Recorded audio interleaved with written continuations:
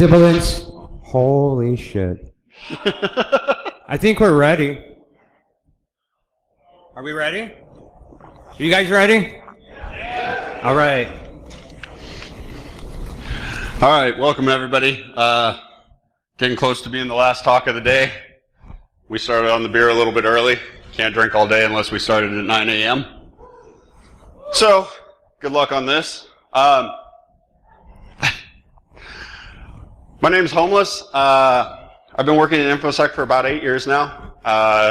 If you want to hear the story of how I got my nickname, I'm more than happy to share it with you after this. It's a pretty good tale. I'm a lover of gadgets, and I've had a really unique opportunity to work with Chris Roberts, Sidedragon, Tim McCluskey, or Tim Van Cleve, Rick McCluskey, and my latest mentor has been Jim. These guys have pushed me to my limits to make me learn new stuff. Jimmy? Hi, I'm Jim Allee, Jimmy 2 times. That shit is from Goodfellas. I've been doing this like 20 years.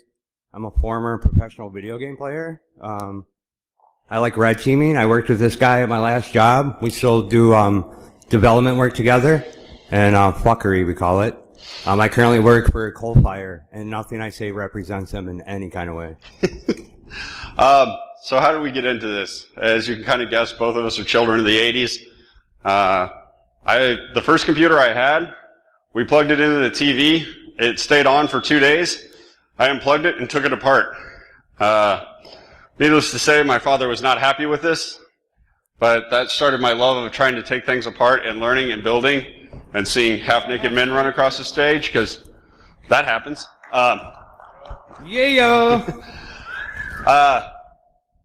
One of the things we're going to talk about today, who here is super good with Bluetooth?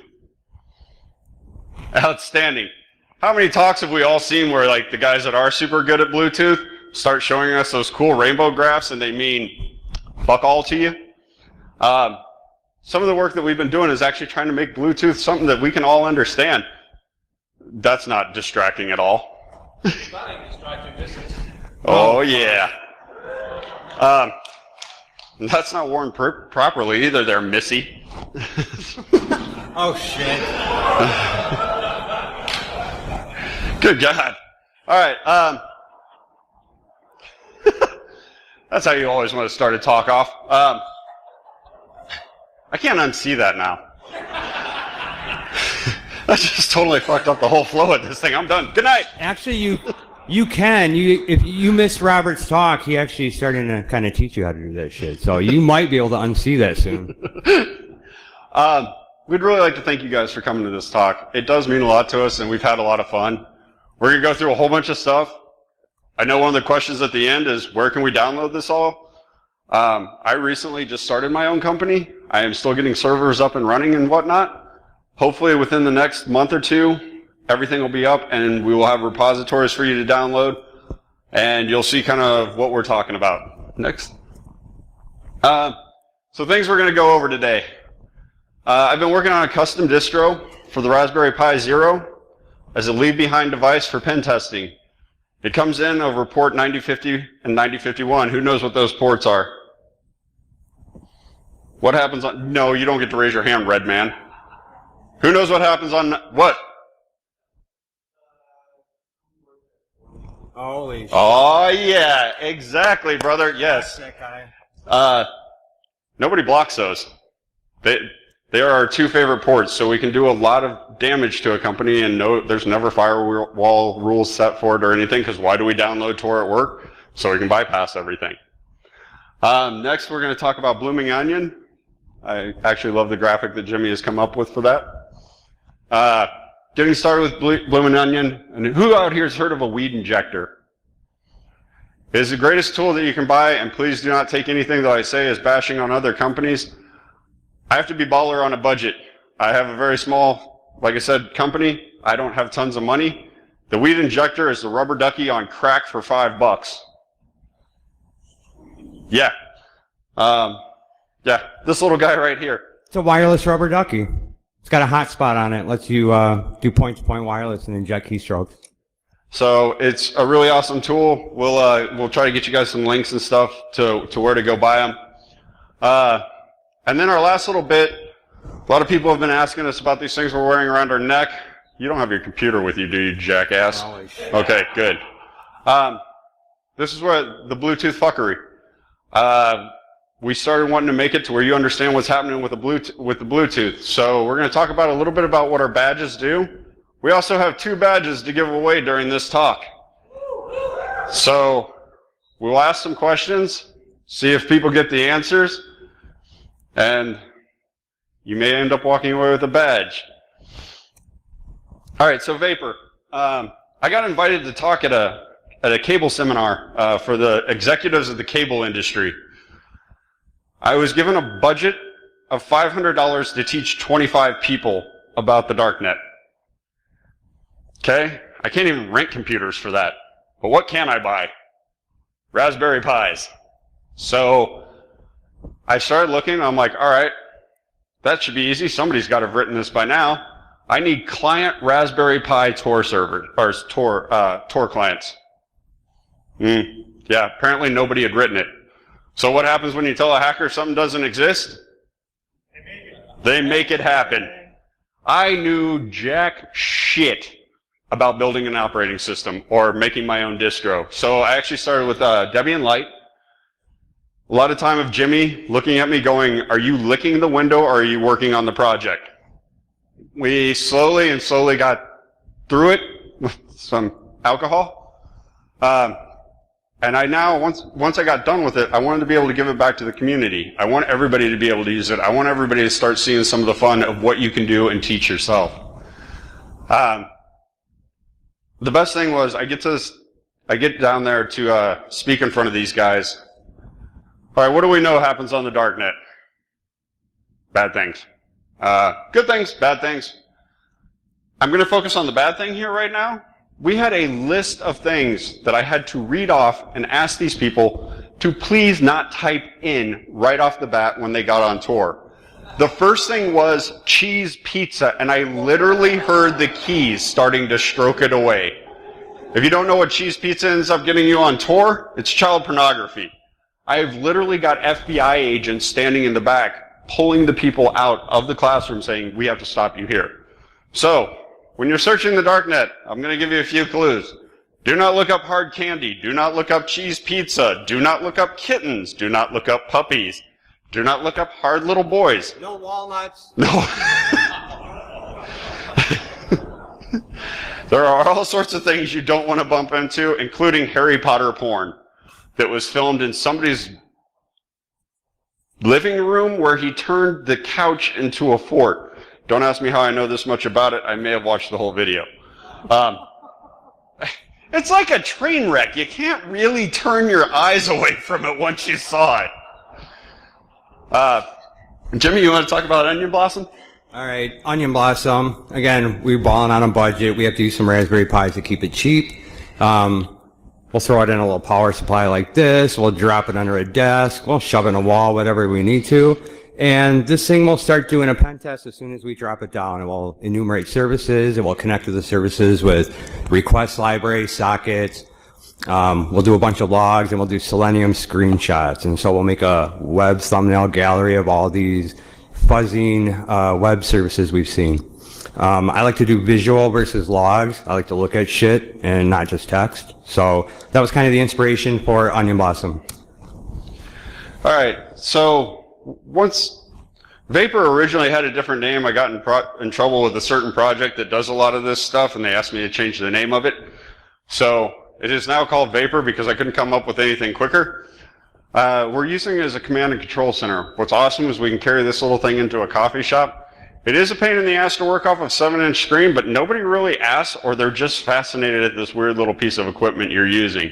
I've literally had CISOs come down and say, oh, that's really neat. What are you working on? Taking over your company. So the first thing we did was actually have to get Tor browser to run properly on a Raspberry Pi.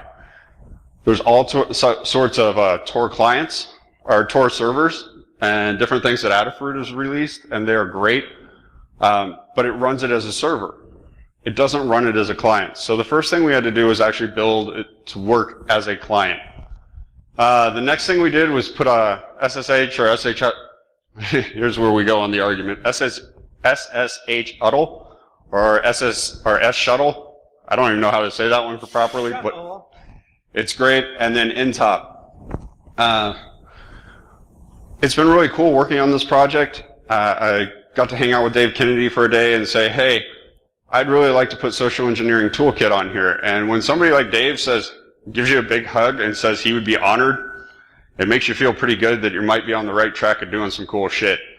It allows us to connect to all the internal services because we're dropping it and leaving it behind. So we've bypassed a lot of the outside issues that we're having. It's great for man-in-the-middle attacks. Next. Oh yeah, we can access it from anywhere. So getting Tor to run on a Pi, we basically had to take the source, compile it, decompile it, and then recompile it to figure out where the errors were happening. Genius right here was the one who helped me figure that out and got me walk through it, and I did bang my head against the desk quite a bit. Who's super good at understanding browser security? Damn it, I need more people helping me on this. Somebody raised their hand.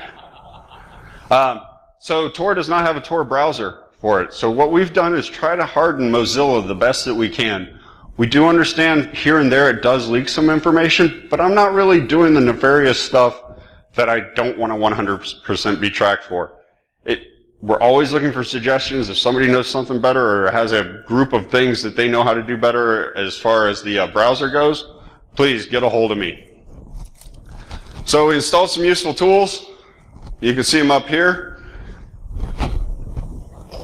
We got burp going on a Raspberry Pi. For man-in-the-middle attacks, that is the coolest little thing that you can have running on a Raspberry Pi. It does take 7 minutes to load, so you have to be patient, but once it's loaded, it's great. The other tool I wanted to bring out was the GUFW firewall, and we'll see a couple slides here. So this is actually getting the Tor service set up. Now that it's in the bundle, it completely runs. All you have to do is start the service. Good to go. You've got a Tor client set up. Doing DuckDuckGo for the first part of anonymity. There's a whole bunch of back-end stuff that I'm more than happy to sit down and show people.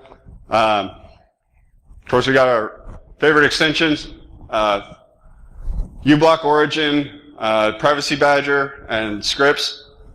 Definitely helps us a lot. It did a lot for hardening a lot of the back end. There's a lot of settings that, again, I'll sit down and show you what I figured out to harden. Next. And this is the GUFW firewall. This thing is great because once we drop it off, we don't necessarily want the network finding us the rest of the time. So we just throw a firewall up. It stays hidden on their network and it gets completely passed over. So it's been one of the coolest tools. If you don't have this on your Kali box, you're missing out. This thing is so easy. Even I can do it, and I am kind of a networking hot mess. It's a great tool.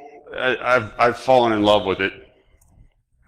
So here was actually getting burp to run on a Raspberry Pi. What we've been using that for is man-in-the-middle attacks. We can basically sit there and sniff all the traffic. What were you using it for the last time? We did the man-in-the-middle, and we did one other. Wow. We did an enumeration, which actually worked out. So we're actually testing right now over in the wireless village to see how much we can capture in between, in the IoT village to see how much more we can capture on IoT, being able to have burp on a Pi and actually put it right in line with everything. So the package itself, it's Raspberry Pi 3. It's using the ARM architecture. All the tools that we're using are open source, so again, we're trying to make it a big community release. We have a few custom scripts in there. There is a README file. The best things about it that we've been the custom packaging, such as being able to throw it in a little box like this. We did put one in a CEO's Kleenex box, and I don't know why he didn't think anything was weird about his Kleenex having wires going to it. It just shoots it out when you sneeze.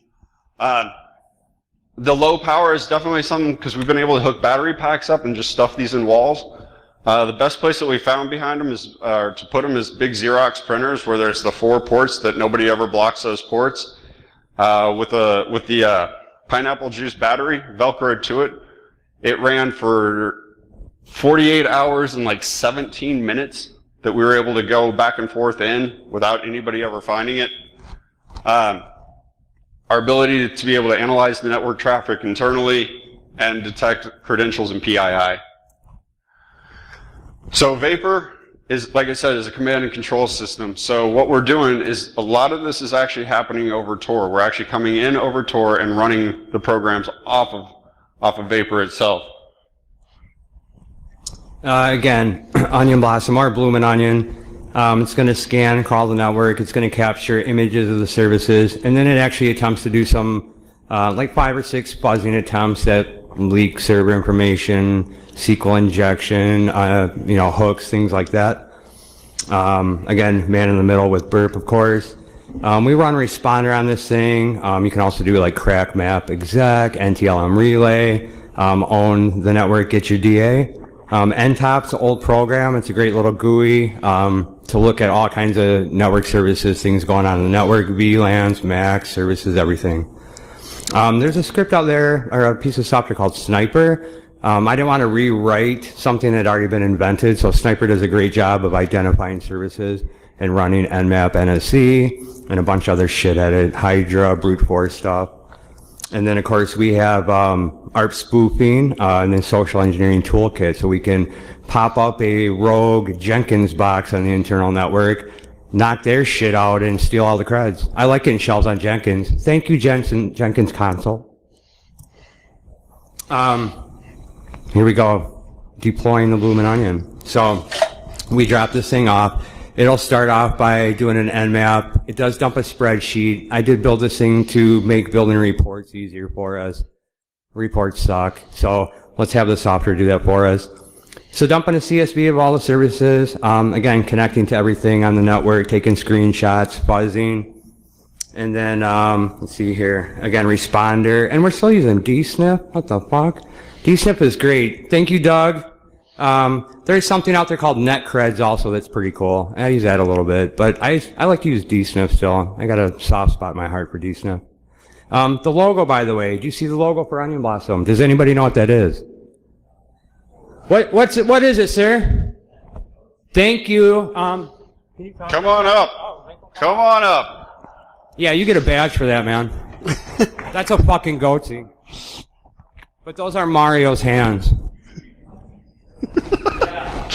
Where are they? Where'd you put them? Ah. Absolutely, man. All right. Mr. Sandman. Oh yeah. Oh yeah. Wait, not. All right. Don't make it weird. No eye contact. No eye contact. Don't try to kiss me while I do this, you fucking weirdo. Uh-oh. You just told somebody the name of the... Yeah, fuck. Alrighty. Congratulations. We're not going to tell you what it does. All right, so we talked about this thing doing like a VPN over Tor for us, and the magic that makes that happen is SOCAT through SSH, and doing S-shuttle, and doing a reverse shell. You don't need to do, you don't need to have root to do this, so you can be a non-privileged user and still run a full VPN over Tor into somebody's RFC 1918 network. So, some of the menu items we have, it's kind of like a little web portal we threw together. It's pretty nominal. But we have Auto Blossom, and again, that's the thumbnails that we make of all the screenshots. NTOP, as we mentioned, for sniffing, monitoring, collecting info. We're doing all the DSNF stuff and hashes, responder. We're collecting all that stuff and saving it for later.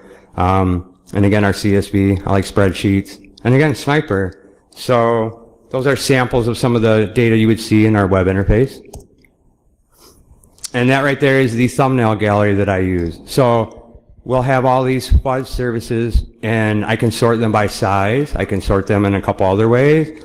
And I can easily find where I need to be injecting my SQL payloads or XSS or whatever the case may be.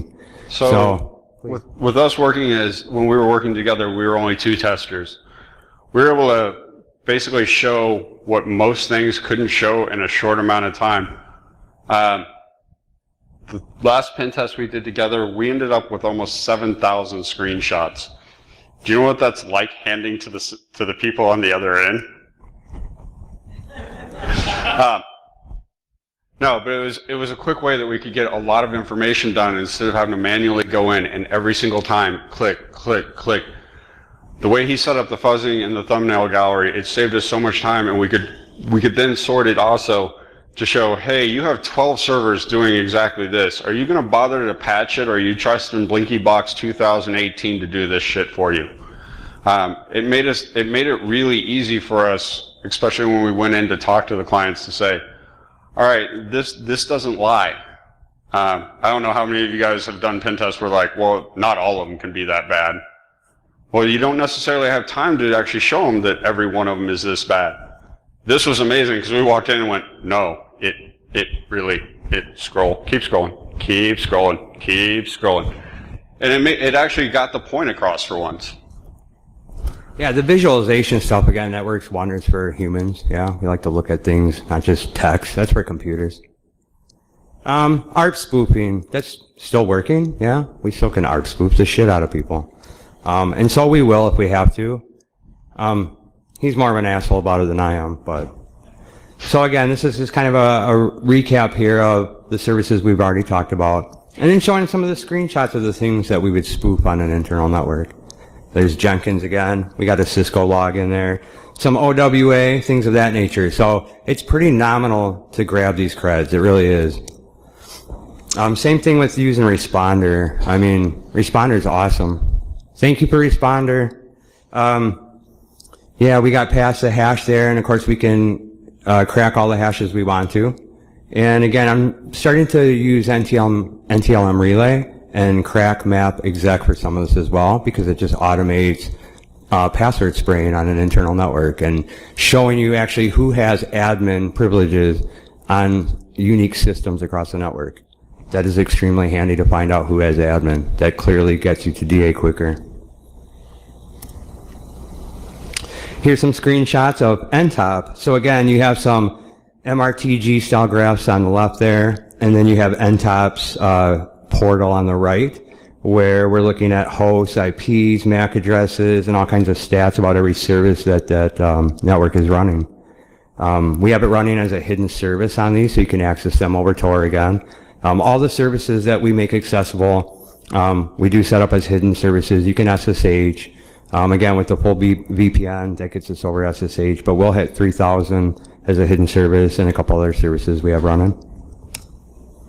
And then again, Sniper. I love Sniper. So you fire up Sniper, and it runs through several programs that I normally run on my own. But again, it's going to do like a Nikto web scan. It's going to Nmap NSE. It's going to do Hydra, like a bunch of really cool shit. So look into Sniper if you haven't looked into that yet. All right, so this was the lead injector. Again, balling on a budget. We went through and decided to take apart some of our old computers because some of the old motherboards had some really nice little connections. So we created our own ability to be able to plug these inside of internal desktops. Rubber ducky persistence. Yes. Fuck yes. So we will hide this inside the goddamn computer so nobody sees it ever. And we will connect to that with our Onion Blossom with the Wi-Fi. We can actually do keystroke injections over Tor. So we haven't found anything that catches this yet. I don't care how good your... Who opens up their damn case ever? All right. One guy. Once every 3 years. I like our odds. Once every 3 years to blow the dust bunnies out. So this has been actually a lot of fun, is to actually be able to go in and connect. The stupid little antennas on these things, we're getting about 100 yards distance away from them with no problem. We found out that the cases, sometimes you don't want to put them in there because apparently that little antenna generates some heat, and they tend to melt. And do not put it directly in your pocket after directly removing it from a computer, because it sits next to other things that do not appreciate that heat. So one of the tricks with doing keystroke injection over Tor is, how do you know if somebody's at the fucking computer or not? So we turn on the Bluetooth on the Raspberry Pi, and we start looking at, hey look, there's people by the fucking computer. So you either want to have somebody near the computer or not. It depends on your scenario. Also for red teaming, do we want to break into this building right now? Absolutely not. There's 4 motherfuckers in there. Let's wait till they leave. In fact, if you enumerate over a week, you can actually see the patterns of humans coming in and out, and you actually know exactly when to strike. Basically a really lazy OSINT, so that way I can sit around in my underwear and do this from home and watch you come and go. This one, you can actually see this person got up, walked away from their desk for a little while for us, came back. This guy couldn't sit still, which was kind of a pain. This was right around lunch, wasn't it, that we captured this one? Yeah. So you see people come in. This guy apparently only works during lunch. This one came in and took about a 2.5-hour lunch.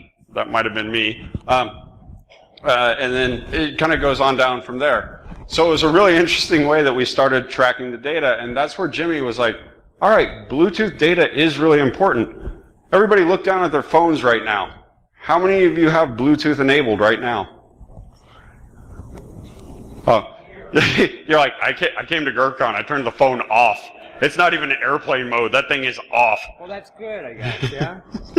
So, I didn't understand what was happening with all the packets, and this is where Jimmy started showing me, all right, this is how those cool little rainbow graphs and everything actually start to become important.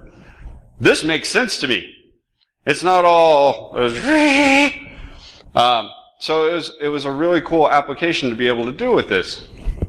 It's a dark net to me. Anything that is going on around us that we can't always perceive, to me, is a dark net. And so when I started doing this, I've done a bunch of OSINT shit and find needles in haystacks with domains and things. So domains are people, my friend.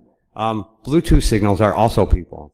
So you can just absolutely track, anything, a Fitbit, a car stereo, a medical device. When your neighbor's lover's coming over? Yeah, that's a true story. We have detected that doing this kind of stuff. And so this is basically taking a abstract thing like a Bluetooth signal and creating actionable intelligence from it. This is stuff that we can, actually do something with.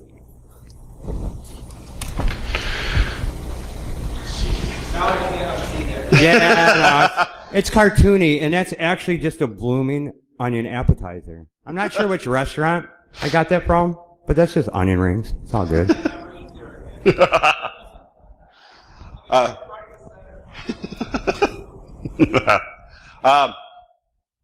Go ahead. Again, it's just kind of recapping again.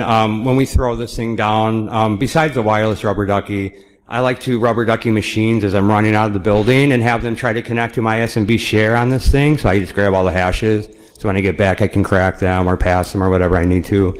I also designed this thing. It has a little button on it.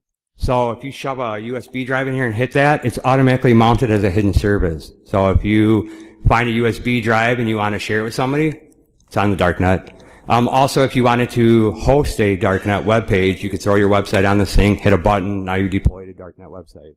So we kind of, what was it? Darknet hand grenade, we called it at first. It was like a quick and dirty, plug your USB in with your stage website and let it rip. Clearly, you can use these things for honeypots. I love honeypotting. I like to think I am a honeypot. Rogue hotspotting and all that shit, that's a no-brainer with the Raspberry Pi here as well. And then next level will be RTL SDR support for this thing. Let's do some more internal radio play. And then we are going to release all this again. Homeless alluded to, we will put this online. We will get a GitHub going for this stuff. We do want to share this, and we also want to collaborate with others on this. We want others' input to make this thing be more epic, yeah? So if you would like to contact us, after this to help out, please do. So my cat,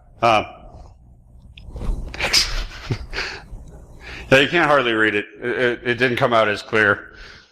So, Bluetooth fuckery part 2, punch out. So we sat down at DEF CON. Who's done the Darknet challenge at DEF CON? The DC Darknet challenge. All right, if you guys go out to DEF CON, I highly suggest you look up DC Darknet about a month before DEF CON starts. Get involved. It's about a month worth of capture the flag. It's for all levels, and we had a blast. There's one thing that you get invited to is a party. Well, trying to track these guys down to get the chips to get into the party, we weren't having the best luck.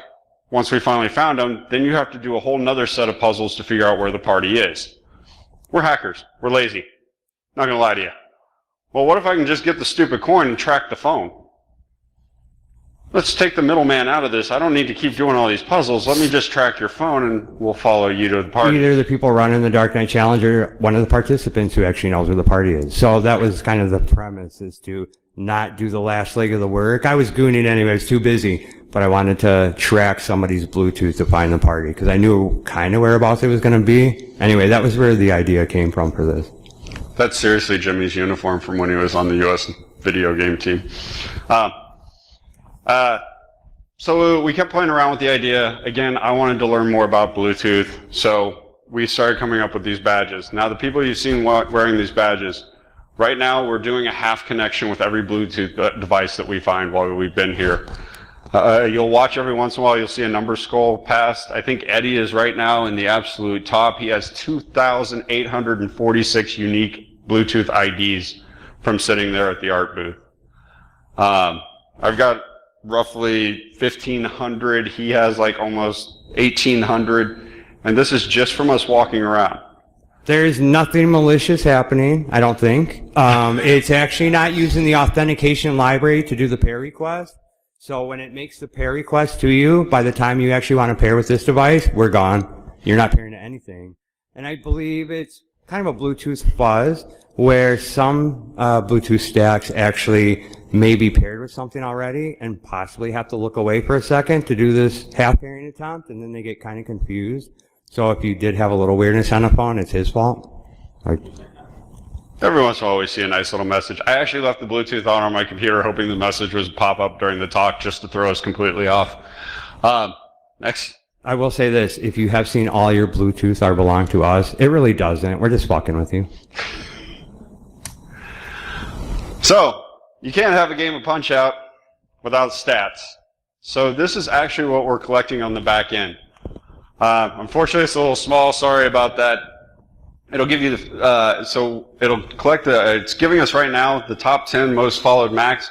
It is writing every other single thing, but it'll let you know what stayed close to you the longest. Some of the next stuff that we want to do with this is actually add a GPS chip to the board that we make next. That way we start collecting the MAC addresses from a signal. We are the GPS point, and we can start seeing if people are following us. Because nobody turns off their Bluetooth. You got an Apple Watch on. My God, this is the chattiest little bastard you'll ever meet. Between this and Fitbit, they literally fight for airspace. One thing we're finding is that there is a shit ton of PII coming out of these things. Whether you're choosing to do it or your phone or your computer is doing it for you. It's something, so I like to say this, we're not necessarily black hat motherfuckers. We like to raise awareness around this stuff. So just know that when you turn on your Bluetooth, it might be leaking more than just your MAC address, the name of your host, and things like that. So just keep tabs on your Bluetooth. Some of the really funny ones that we've actually seen while we've been here, we got Texas Instruments. I didn't even know they still made shit. Apple, of course, and then what was the other one? LO Electronics. The other thing that Jimmy and I have been doing right now is trying to collect the MAC addresses. The database for MAC addresses for Bluetooth. The OUI lookups, horrible, right? It's crap. We're literally collecting so many on a regular basis. We now know what Tesla uses. We now know what was the other off-ball one? Most of the lights, the Bluetooth lights now. There's so many of them out there, the MAC addresses can't even be kept up quick enough. So we're starting to build our own backend database to hopefully be able to share with everybody as we keep working on this project. We will absolutely share that for sure. But yeah, we definitely have a lot of unique mappings right now. So. All right. We wanted to say thank you guys very much. Did anybody ever have Shrinky Dinks as a kid? Brian, first person to raise his hand. This adorable little bastard. That's me. That's right, 1979, and that mushroom haircut is fucking awesome. My wife got me that for Christmas, and I haven't lived it down. Lovely Jimmy in the full USA video game outfit. Thanks, dude. Thank you guys very much. Thank you very much for the opportunity. And Homeless again, come here, man. Thank you. Another great talk. Oh, thank you. One thing we would like to say right at the very end here is a lot of us work for different companies. And we've been really lucky with the company he mentioned earlier, the company I'm starting now. We're trying to get companies to be aware to allow other research to collaborate together. I work with the Red Jackass on a regular basis. I work with Chester. I work with Eddie. I've learned more from being able to collaborate outside of my organization than I would have ever been able to learn inside of my organization. And if you take one thing back home from GrrCON today, look at your C levels, look at that NDA that you work with, and tell them to fucking pound sand because you need to talk to other people or we're not going to get this shit any better. Right on, brother. Take care, guys. Thank you, brother.